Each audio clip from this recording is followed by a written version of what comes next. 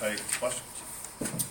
I thought we came out with a lot of energy in that first half. I thought Andre Applewhite really did a good job of getting to a lot of loose balls and getting some offensive rebounds and providing that energy that Raquez Johnson usually provides. And then the other thing is, too, is like we lived at the free throw line. And anytime you live at the free throw line, I think there was a stretch there we weren't 20 or 23 from the free throw line at one point in time in the second half. When we were having a difficult time with scoring, so that made up for our lack of scoring at that point in time. And then the other thing in the first half, I think we had 13 buckets and we had 9 assists on those 13 buckets. So that's always a good indication that you're sharing the basketball, and that's what you want offensively from your team. Obviously, you get to show a good example to Colin when you stay out of foul trouble and you're in the flow offense of the first half. This is how we can play. Yeah, and it's really important for him that he guard without fouling. He either does one thing, he guards and fouls, or he doesn't guard but he doesn't foul. So we got to get him to have a happy balance between those two. So I thought he did a good job, and I think he's a capable shooter, and he just needs to get out there and keep shooting the basketball and have some success making shots.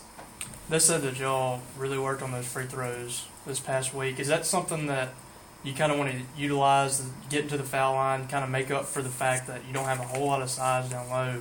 You can just get some easy points there. Is that something that you kind of want to emphasize? Well, I think it's a lot of things. One is it's always good when you're getting into the paint, and there's two ways to get to the paint. You either pass the ball into the paint or you drive the ball into the paint.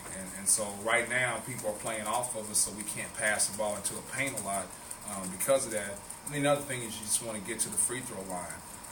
And then part of that, too, is you want to draw fouls on the other team because of the way they're calling the game these days. So we really want to make sure that we're driving the basketball. And the type of guys that we have on our team anyway, it best suits them to drive the basketball. So, and then as far as free throws, the guys are not in school right now, so we're taking advantage of the fact that we can come in here twice a day. So we'll have an actual practice, and we'll bring it back in, and we'll really do like nothing but shooting. 3-point shooting and 2-point shooting, just uncontested 5-on-0 or 2-on-0 or 1-on-0, or just a coach and a player. But the other thing is we'll shoot 100 free throws at a time, 250. We just got to make sure we take advantage of the fact that our guys are not in school at this point in time. It looks like they've really adjusted to the new rule change and all that. I mean, despairingly different on both teams. What are you kind of teaching them as far as the fouls are concerned? Well, we've changed what we do defensively because of I just thought we weren't having much success at all by extending our defense. I showed the guys our stat. Like, people have been driving the ball into the lane for us more than 25 times a game, all right? And then this last game, we kind of backed it up a little bit against Southeastern Louisiana. They only drove the ball into the paint 9 times, as compared to TCU, drove the ball into the paint 35 times. So I think that made a huge difference in the way we're playing defense. Now, I don't know the stats from this game yet, but I know they probably only went to the free throw line 12 times, and that's what you want. You want to guard without fouling. Fred struggled again, but he was 6 rebounds, 3 assists, a block and a steal. He didn't lose focus of the defensive end in the first half. Yeah, and that's what we want from Fred. We got to get Fred to understand that he's much more than just a shooter. And really, if you look at his stats, Paul, this year and last year, he's not making shots. So I don't know if you can particularly label him as a shooter if you base it on statistics. But he can do some other things that really helped his basketball team. So we want to continue to emphasize that with him, that don't live and die with your 3-point shooting. You satisfied with the energy on defense? But they came out with some energy. It's translated on that end of the floor, and that's how you got easy buckets on the other end.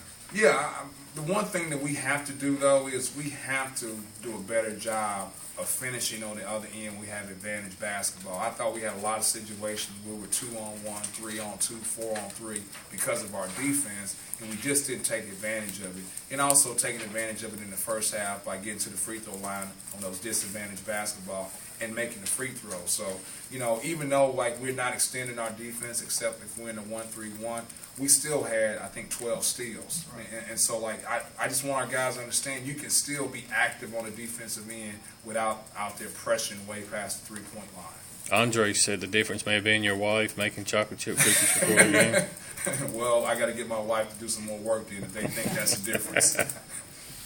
Were you happy with the ball movement? I thought there was a time where you had think it was 11 assists on 14 field goals. I mean, it just seemed like the ball was moving side to side more than it had been in the past, and guys were getting either open looks or good cuts on that.